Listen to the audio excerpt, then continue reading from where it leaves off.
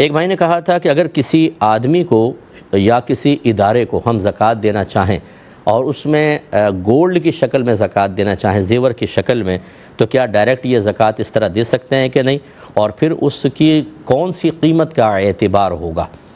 جی بالکل، زکوٰۃ کی ادائیگی کے لیے صرف کیش کا ہونا، روپے کا ہونا ضروری نہیں ہے۔ آپ گولڈ کی شکل میں دے سکتے ہیں، آپ دواؤں کی شکل میں دے سکتے ہیں، آپ فریج کی شکل میں دے سکتے ہیں۔ جیسے کسی بچے کی شادی ہو رہی ہے تو زکوٰۃ کے پیسے سے آپ نے ایک فریج خرید کر زکوٰۃ کی ادائیگی کی نیت سے اس کی ملکیت کر دیا، یہ صحیح ہے، آپ کر سکتے ہیں۔ لیکن یہ جو سامان آپ دیتے ہیں اس میں اس وقت کی قیمت کا اعتبار ہوتا ہے جو دیتے وقت ہے۔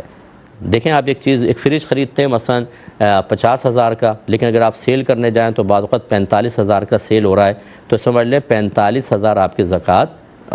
ادا ہوگی، یہ ذہن میں رکھیں۔ سونے کے اندر مسئلہ یہ ہوتا ہے کہ جس وقت آپ سونا دے رہے ہیں اس وقت آپ اس سونے کی جو بھی اس کا کیرٹ ہے، 20 ہے، 22 ہے، 24 کیرٹ کا ہے، آپ سونار سے معلوم کریں، ڈلی کی شکل میں ہے، زیور کی شکل میں، بعض وقت اس سے بھی قیمت میں فرق آتا ہے کہ اتنا سونا ہے، میں یہ بیچنا چاہوں تو کتنے کا پڑے گا، تو وہ جب بتائے گا کہ اتنے کا ہوگا، بس آپ زیور دیں گے تو اتنی قیمت اپنے لکھ لیں کہ اتنی میں نے زکوٰۃ ادا کی ہے۔